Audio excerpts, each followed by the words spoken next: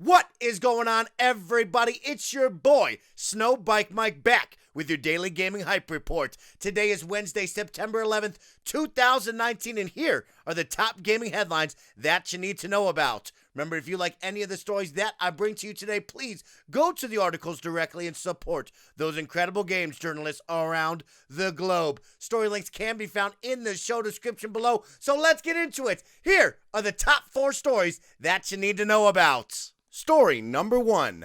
Apple Arcade launches this September, costs $5 a month. This story from IGN.com by Matt Kim. The story reads, Apple will officially launch its game subscription service called Apple Arcade on September 19th. It will cost families $4.99, first revealed at WWDC 2019. Apple Arcade promises to grant you with access to over 100 new and exclusive games in 150 countries and regions. During the Apple Arcade presentation, the company promised over 150 games on the service at launch. There will also be a slate of original games coming to Apple Arcade, including a new Frogger game from Konami and Q Games. Other titles coming to Apple Arcade include Sayonara Wild Hearts by Simogo and Annapurna Interactive.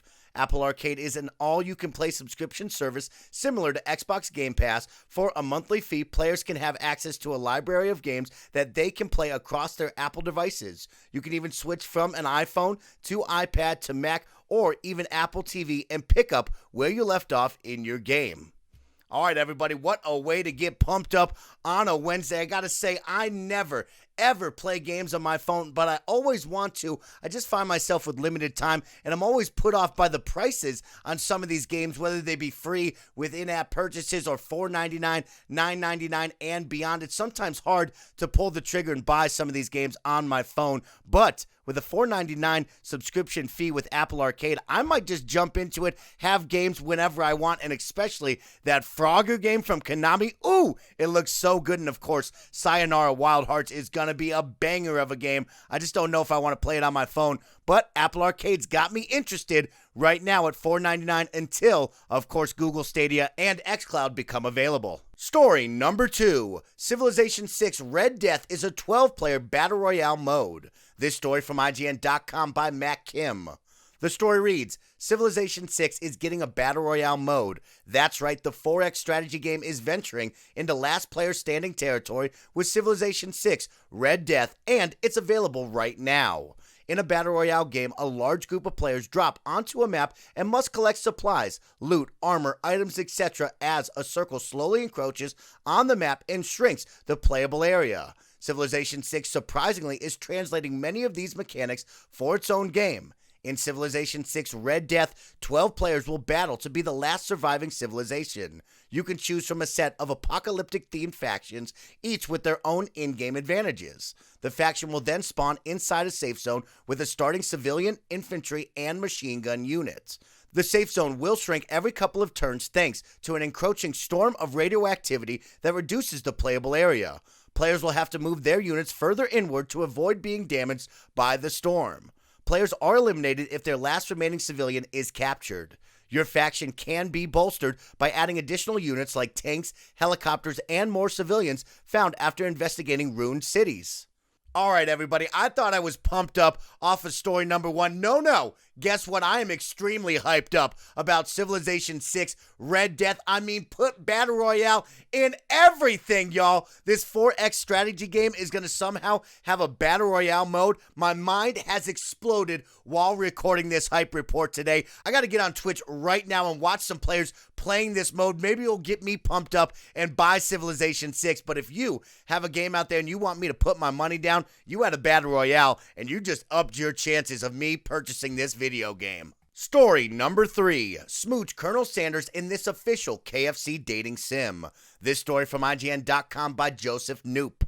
The story reads, there are ad campaigns and then there's whatever KFC just did. An official dating sim starring a hunky anime version of KFC's mascot Colonel Sanders has dropped on Steam. It's available soon and you can totally romance the king of fried chicken himself.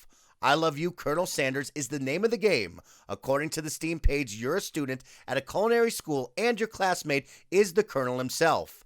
You're joined by a clumsy best friend, a couple of heated rivals, and a dog who is also a professor, appropriately named Professor Dog. I Love You, Colonel Sanders, a finger-licking good dating simulator, follows you, a promising culinary student, as you try to date your classmate, Colonel Sanders. The game's description reads, quote, "Throughout your journey, you'll be faced with life-changing decisions that will affect your chances of friendship and love. But be careful, your choices have real consequences with real animated characters' feelings at stake," end quote. All right, everybody, let's just take a moment. Today's Wednesday Hype Report has been through the roof on news that I love, and guess what? It's KFC, and gosh darn it, it's finger-licking good, and I'm all about this dating sim coming to Steam. This is the craziest thing since I saw Burger King launch all of those King video games back in the day. Gosh darn it, those were a lot of fun. Sneak King, the Bumper Car King game. I'm all about the King, but I guess I'm going to have to switch over and become the Colonel's best friend or possible lover. I love you, Colonel Sanders. I can't wait to play this game over on Steam very soon. And now for our final story of your Wednesday Hype Report, story number 4. Google Stadia will offer game trials after launch. This story from IGN.com by Matt Purslow. The story reads, Google has stated its intention to offer trials of premium games on Stadia's streaming service once the platform has been launched. Talking on a recent episode of StadiaCast, Stadia's head of product, John Justice, explained that trials are, quote, high up on the list, end quote, for Google's plans after the cloud services launch in November. Quote, I think if you look at our plan to make as many people be able to try this as possible, you want people, whether they're already on Stadia, to let them go discover new games, new things, stuff you haven't tried, he said. And then also people who, if you haven't given it a try, we want to let you jump in just as easily as you can. So I think both of those things are trials that we want to support, end quote. Public perception of Stadia is currently mixed, with a lot of hesitation coming down to the perceived instability that may result due to relying on the cloud rather than a physical console. Lag, dropouts, and bandwidth are all problems associated with streaming video, and it's natural people may fear how this could affect video gaming. As such, it seems a sensible idea to allow people to try both the service and games in order to allow them to see if Stadia is a worthwhile investment. Stadia itself will provide a free-of-charge base version in 2020, so presumably trials of Stadia itself would relate to the Pro version, which provides 4K quality gaming. Stadia Pro subscriptions are set to offer some games as a part of the package, but many games will require a standalone purchase. This makes game trials all the more attractive, and combined with the free base version of Stadia creates an effective demo situation.